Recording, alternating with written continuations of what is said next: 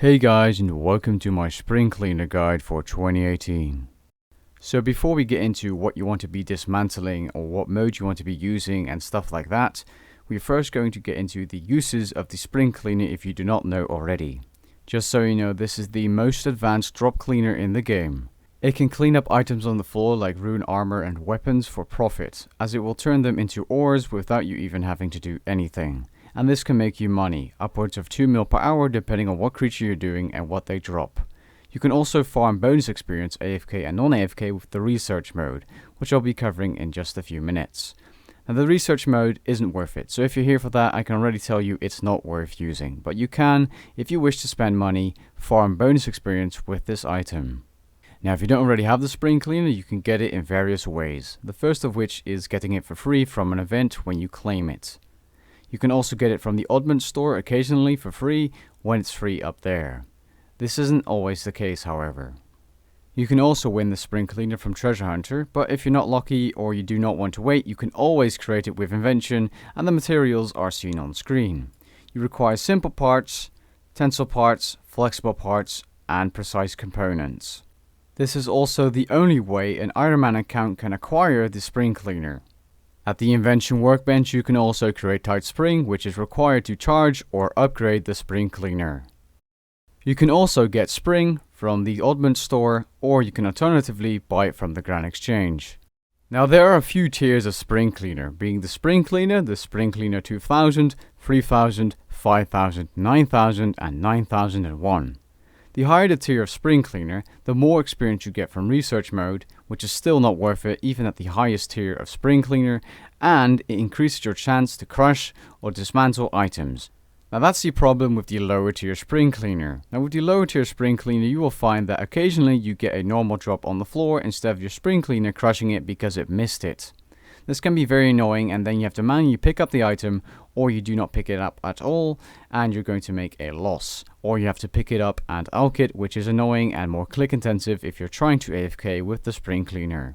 Now luckily you do not have to manually upgrade the spring cleaner as it upgrades itself, but you can if you wish to. And the costs are seen on screen, and the right column is the amount of springs you require to manually upgrade the spring cleaner.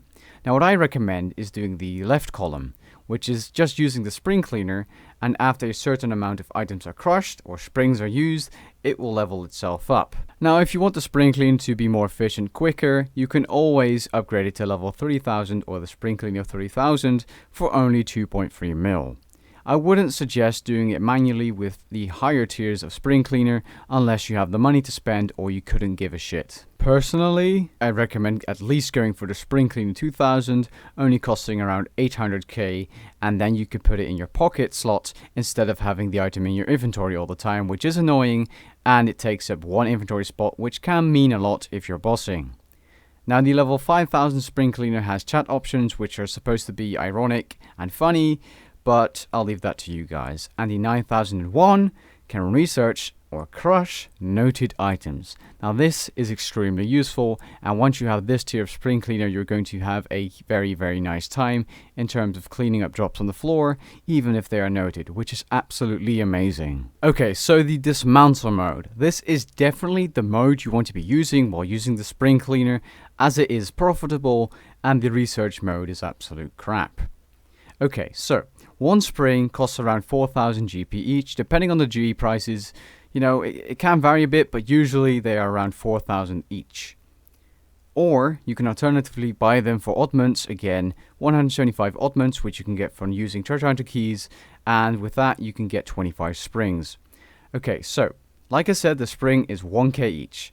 Now the dismantle mode dismantles items, and the items worth crushing are on screen now. Now for the example, I'll just explain. So the rune armor, if you get a rune chain body drop, for example, or any other drop like the rune helm, the standard one, which gives the least amount of rune ores, only one, is already profitable, as a rune ore is around 11.2k each or something. Now that already on its own is profit, and you also get a amount of coal depending on what rune item you are disassembling, which is again even more profit, even though coal isn't really worth anything.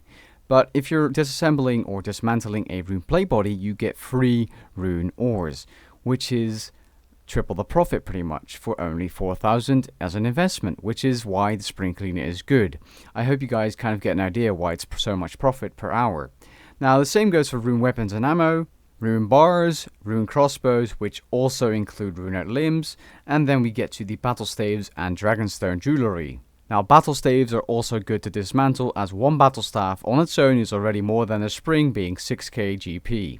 Then you get 30 times the type of rune, so if it's a fire battle staff you're going to get 30 fire runes, air 30 air runes, etc. And you get 3 cosmic runes and an unpowered orb, which isn't worth much GP. And then we have the dragonstone jewelry, giving you an uncut dragonstone, 1 gold ore, and with the amulets only 1 times wool. Now the uncut dragonstone is around 11k, maybe if the price drops 10k or even lower, but all the time it's going to be worth more than a spring, and therefore it's worth disassembling dragonstone jewelry. You can actually see or follow what your spring cleaner is disassembling as you see on screen. It is highlighted in yellow and green text. It also tells you how many springs you have left, which is kind of nice. You can always filter this out by turning your game messages off. So ideally this is what you want your spring cleaner setup to look like. Look at the video on screen, you want to check off all these items like I am, and then you're ready to go.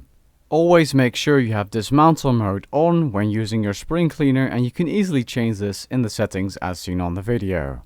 Next up is research mode. Now I'm going to explain briefly why research mode is not worth using on the spring cleaner.